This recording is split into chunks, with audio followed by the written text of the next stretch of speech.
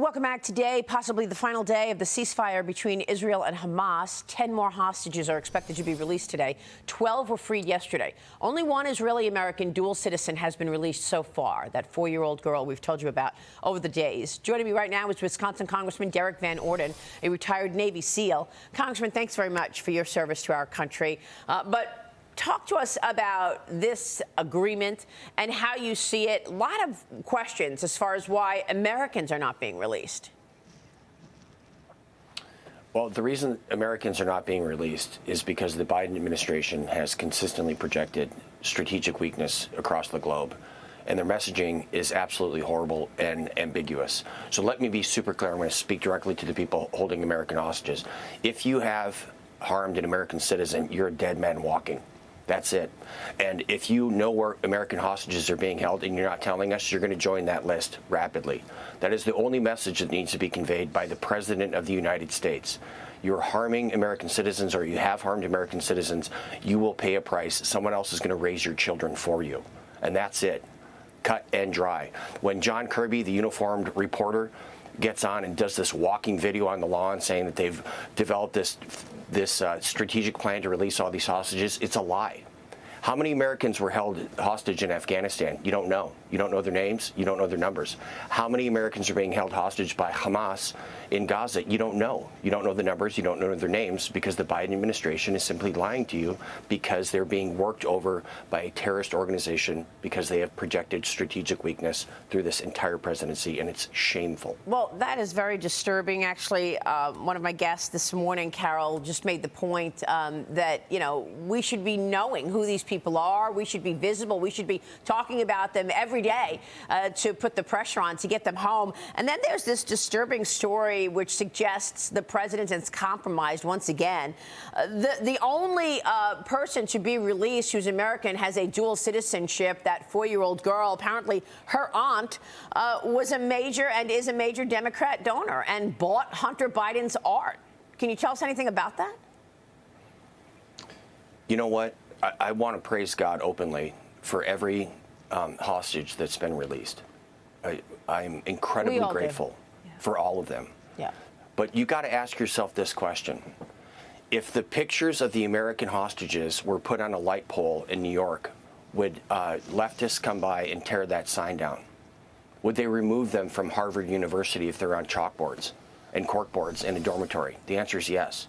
So the country is so cattywampus. These people are respecting Osama bin Laden, and they're praising Hamas, which is a terrorist organization. And that starts from the top. The rot starts from the top. Yeah. It's very unfortunate, and I don't like saying it, but the Biden administration is culpable in all of these things. Well, and I don't like saying it either. I mean, this little girl, the 4-year-old girl, Abigail, we're grateful that she's home, because we want all of these hostages home.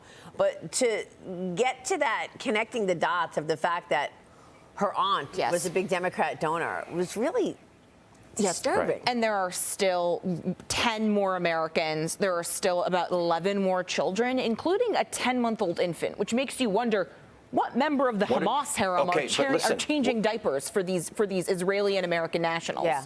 Go ahead, sir. Yep. What are their names? Give me a list of their names. Just said. Yeah. But the Biden administration is not doing that. Yeah. And let me say one more thing. I did counterterrorism operations and hostage rescue operations for over 2 decades. And never once did someone's political affiliation come up during a mission brief. We never asked what their sexuality was or what their pronouns were. Yeah. The only thing we asked were, is this an American? Yes or no? Check. Are they an ally of the United States? Yes or no? Check. That's the only criteria.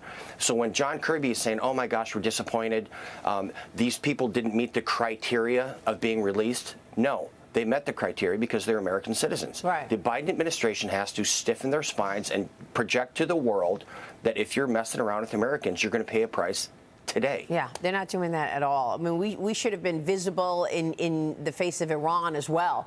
We know Iran is behind all of that. But let me get your take on what's going on with Hunter Biden and the Biden investigations, because the first son is offering to testify publicly before the House Oversight Committee. Chairman James Comer says that Hunter does not get to dictate the terms of a subpoena and must appear for a closed-door deposition before public testimony. I want to get your take on what can be said in the open forum versus the closed door. White House Press Secretary Karine Jean-Pierre commented on this yesterday. Here's a clip. Watch this. House Republicans should really focus on American families instead of the president's family. That's what Americans want to see. Congressman, that's her answer. Can you walk us through why this is not going to fly, Hunter Biden testifying in an open forum? Well, because there is a huge volume of information saying that the probability of the president and his family being compromised by foreign entities is greater than not. And so, yeah, Hunter Biden doesn't get to dictate what the parameters are. Jason Smith is going to be on your program later. That dude is sharp as a cat. And they're getting to the bottom of this. There is a tremendous volume of information that the current president of the United States and his son and his brother are compromised by foreign entities. And that is not okay. And you can't get to that in an open forum. These are not political statements. Right. And you can't get to that in an open forum. I don't know why you couldn't. Versus, well, an open forum, you've got each lawmaker gets 5 minutes. And it goes Republican, Democrat, Republican, Democrat, right? Versus a closed-door meeting where you've got an hour. Well, so then other than the respect that should be paid to every single private American citizen, which Hunter Biden is, and our privacy should be respected by the government, but anything that can be legally public should be. Yeah. There should be no special treatment because he is the president's son. And clearly, throughout these different investigations, they've shown that the weaponization of the government targeting conservatives and Republicans and favoring Democrats. Yeah. Can't deny that. Tiana. So everything that Hunter Biden has to say should be made public immediately, just like his laptop, which was real. Out of the closed door meeting is what you're saying. Congressman, how fair would it be? Yes, absolutely. How fair would it be just to offer Hunter the exact same deal that Donald Trump Jr. got when he was asked to testify during the Russia collusion hoax? And if I'm correct, I believe it was Republicans that asked for him to testify for more than 9 hours in a closed-door hearing.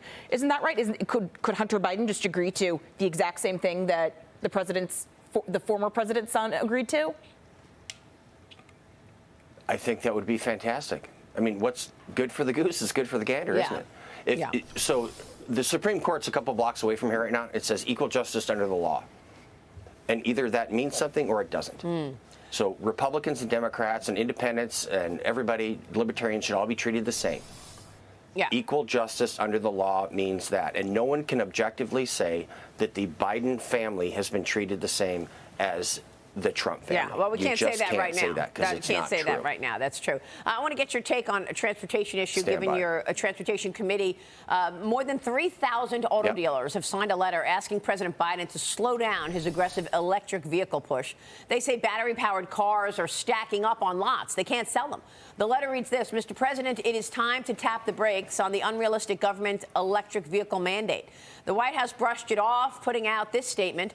President Biden is investing in a future that is made in America by American workers as we position the United States to lead the clean energy future. Bidenomics is growing the domestic EV and EV charging industry, Congressman. Your thoughts? My thoughts are this. Joe Biden is the greatest proponent for the coal industry of any president in modern history, because all of the electricity that's going to go into those cars is produced by coal plants. That's reality. The technology simply is not there yet. We all want our grandchildren, and we're having our 12th one, by the way. We all want our grandchildren to have energy, but we have to understand we have children right now.